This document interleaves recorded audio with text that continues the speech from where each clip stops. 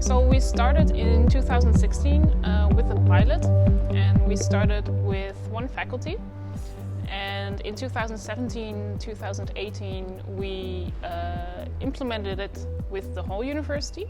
I started using the online learning agreement in another institution where I worked before.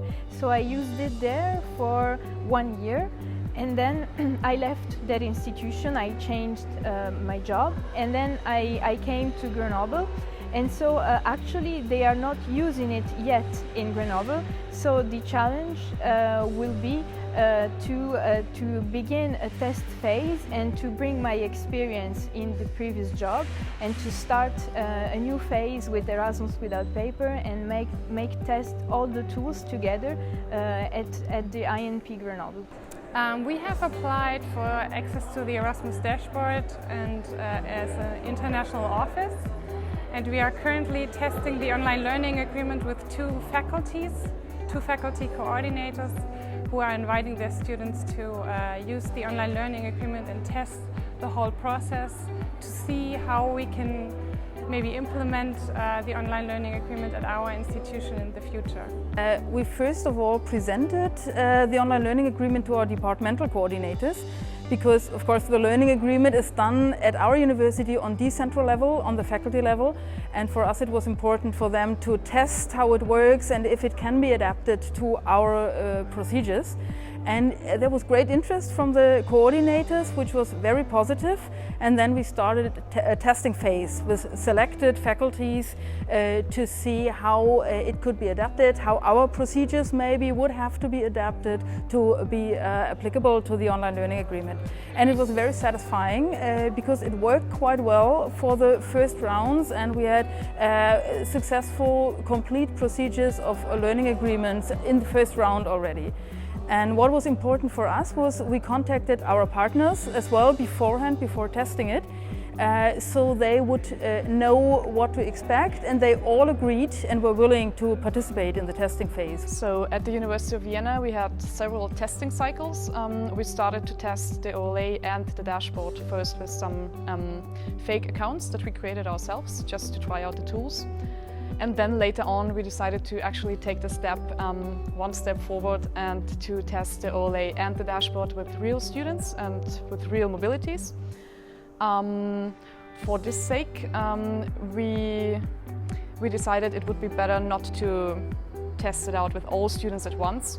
So what we decided is to implement it gradually and to actually test it with some selected faculties and some selected departments. We were looking for colleagues that would be actually willing to take on the little extra workload of trying out a new tool and also giving us feedback on the implementation on a faculty or on a department level.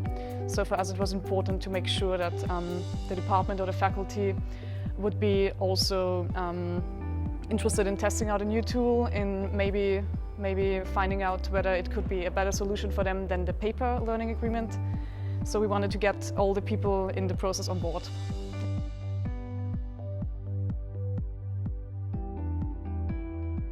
We are really happy to have been able to actually take our time to really first look at the platform and the tools ourselves, test them with the fake accounts, and then also having some time to actually test them with real students, but not with all of them at once. Just taking our time to do the testing sessions with a limited, smaller group of students. Every university has its own idea of how the ideal process should look like. So it was really interesting to hear from the other universities how they do it. Everybody has its own approach. Well, it has been very good actually. We are really happy with the online learning agreement. We think that it saves a lot of time, especially for the exchange coordinators, but also for the students. So that has been great. What also helps is that we're not using the online learning agreement for course recognition. That is a different process. So that makes it very easy to sign the learning agreement. I'm currently very positive about the process because the two faculty coordinators are very enthusiastic. They are using it, they like the process, It facilitates their procedures, and I hope I can use their enthusiasm to also convince the other faculty coordinators. By the spring semester 2019, we implemented the online learning agreement fully for all incoming and all outgoing students. I would also say that in the end, at the moment, the implementation of the online learning agreement has been a success at the University of Bergen, and most of the incoming and outgoing students are now using the online learning agreement. In general, all the feedback that we got pointed in the same direction. Everybody, I think, is on the same page, and there's a big common denominator, which is everybody agrees that the learning agreement is supposed to be digital. I think it is out of question by now that the paper process is not really an approach for the 21st century. So it is not a question of if to do it, but just rather how to do it, and how to do it in a way that actually helps universities. We don't have to process the paperwork, we don't have to send emails back and forth, print the material. We have this easy access, we can use everything online, and I think it facilitates the process. We have to invest something now, some time and some effort to ensure a smooth process, but I always hope it pays off in the end. For us as the institution, on faculty level mostly, we notice that it makes the procedures much easier, it's quicker, and it's more transparent. And now it's just a smooth, easy process where everyone is involved equally. It has been a really enriching experience, and we are really glad that we actually joined the project. It has been a big privilege also to just to get an idea of all the different projects that are currently happening, because there's a lot of different projects going on. The OLA is just one of them. Then we have Erasmus Without Paper, and many other tools that are being simultaneously developed. And for us, it has been really important to see how these tools actually can work together. We have to bring together all these tools and to make them communicate. So we are like in the perfect situation for implement Erasmus Without Paper. And so I think that the most that we can earn from this is that we make it easier to exchange data, and that will be more transparent, and everything will be available for everyone. So it's quite a big gain.